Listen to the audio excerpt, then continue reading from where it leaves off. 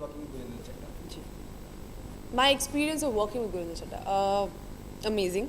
मैंने कभी एक फ़ीमेल डायरेक्टर के साथ काम नहीं किया था, तो मेरी पहली बार थी और मुझे पता नहीं है कि वो इतनी स्ट्रॉन्ग है और I don't know whether she is like that because she is a female director just because she is that's how she is, but it was she is a force of nature.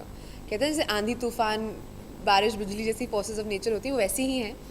Room में आती हैं तो पूरा room एकदम मतलब book उसको control कर लेती हैं और इस सब्जेक्ट को लेके बहुत पैशनेट है। पिछले 9 साल से स्क्रिप्ट पे काम हो रहा था, वो उनके हस्बैंड कोशिश कर रहे थे फिल्म को बनाने के लिए।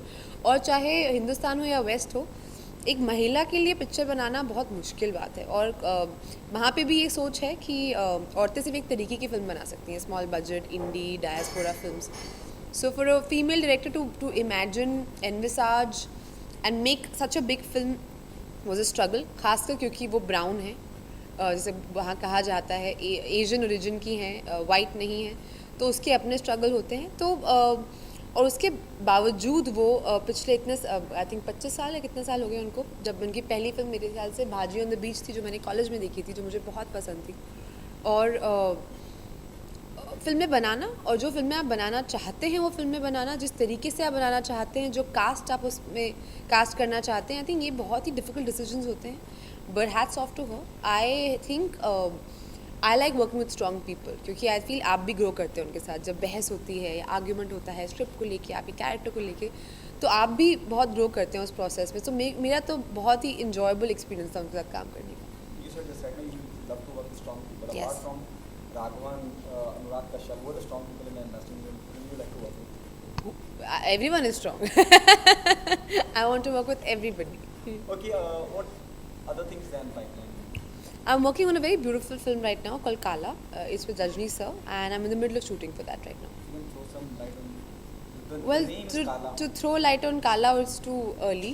अभी काले को काले में ही रहने दीजिए, जब अभी वक्त आएगा उसके बारे में चर्चा करने का तब हम करेंगे। Okay, ये भी कहीं बात कही जा रही है कि नो एक पूरी दौर सा बन गया है, चाहे वो हिंदू सरकार हो या उसके पीछे दूसरी फिल्म हो, एक्सीडेंटल प्राइम मिनिस्टर हो। अब मैं इसकी बात करता हूँ, कहीं इस बारे में दर्शाती है कि एक खास पार्टी को लेकर टारगेट करा जा रहा है। What's your take on that? You know when we talk about Indu Sarkar, it shows Indira Gandhi in a bad light, when we talk about accidental prime minister, it shows Manmohan Singh in a bad light, then you know the partition 1947, it says कि भाई वो सियासी लोगों की वजह से हिंदुस्तान पाकिस्तान हुआ नहीं, what 1947 says कि we are going to unmask the biggest conspiracy that ever happened. Partition क्यों हुआ उसके रीज़न शायद हमको पता नहीं है। और इस फिल्म की रिसर्च के दौरान गुरिंदर चड्ढा जब इसकी रिसर्च कर रही थी, तो कुछ ऐसे डॉक्यूमेंट्स जो ब्रिटिश सरकार ने क्लासीफाई किए थे वो डीक्लासीफाई हुए और उनमें कुछ नए पहलू पार्टीशन को लेके सामने आए, जिन पहलुओं के ऊपर जो हमें ना पता है, ना हमें पढ़ाया जाता है हिस्ट्री टेक्स्ट बुक में, और उनके बारे में बातचीत की गई है।